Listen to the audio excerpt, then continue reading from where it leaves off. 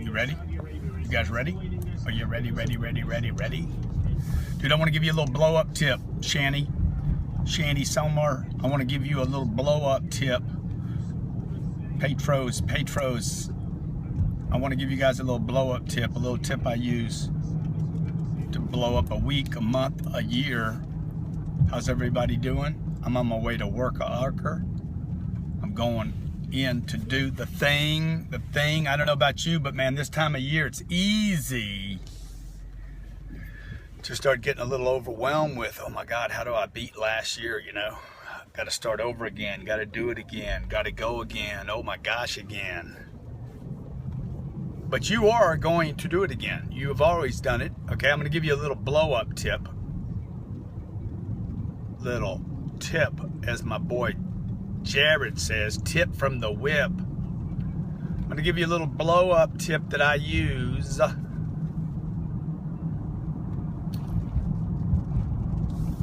Who wants to blow up, man?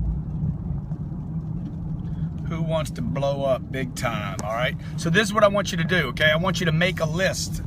When we're done today, I want you to make a list of all the things that represent comfort to you. The things that are comfortable to you. Might be your job, your career. Throughout my entire 57-year career, since being a little baby, holding on to a security blanket. Pow wow, I'm in your face. Can I get an amen? Yes, you can, amen. So look, my entire life, if I look back over my life, I've been holding on to security, you know. I was born a twin, family of 5. We grew up in a little tiny house, about 1,700 square feet, seven people lived in this house. Wasn't as bad as a lot of people. Some people have it a lot worse than that.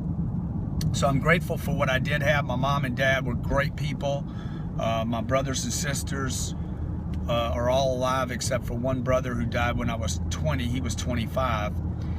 And, you know, we're brought up basically by our family to grab things that are comfortable and secure and safe. You know, our moms and dads teaching us to be safe all the time. Don't talk to strangers. Be careful. Constant messages of be careful. Don't hurt yourself. You know, just ideas of security. Eat enough. Take care of yourself. Beware. Be careful. Don't be dangerous. So what I want you to do after this short, quick little Periscope that I'm doing this morning from Miami, the beach, is I want you to write down everything that you hold on to today that represents security for you. You know, it's things that you're doing that are a bit habitual now. The friends you hang out with, okay? Maybe it's a bottle of wine that you always go to that one bottle of wine. That's your comfort wine or your comfort food. Or that person you talk to only, that's the person you call anytime you're having a problem. You're like, I got to talk to this person because they really understand me. All right, I want you to make a list of everything that is comfortable to you. Maybe it's prestige where you're at. You're the top guy, top gal in your company or your industry. And you're like, man, I really need to move outside of this, but this is what's comfortable. So I don't want you to really do anything today. I don't want you to take any action. I don't want you to get rid of anything, stop anything. I just want you to make a list of all the things that you've been comfortable with. Over my career, there's things I got comfortable with. An entire industry. I got comfortable in this industry. I was known in this industry. I would go to the conventions because I knew people would recognize me, know me, call me by name. Whether they liked me or didn't like me, at least they knew me. If I went into another industry, nobody would know me. I'd have to start over again. So I kept holding on to this idea of, oh, I got to go to this convention because everybody knows me. I made up all these ideas about why I would have to go there. I even told myself, you got to go there. They expect you there. And while I was doing that, it gave me the illusion that I was actually doing something when I wasn't, okay? All I was doing was the same thing over and over and over again. It wasn't growing my business or growing my brand. What's the topic? Security, okay? How to blow up this year. One way to blow up this year is to identify the things you're holding on to, the things you're repeating, doing over and over and over again that are just comfortable for you. They're an activity, but it's not a 10x activity. It's not a monster push into another direction. So I want you to make a list of everything that is comfortable to you. Maybe it's a sofa you have. Maybe it's clothes you keep in your closet, but you don't wear them anymore. You just have them in your closet. Pair of socks, pair of underwear, shoes, a jacket.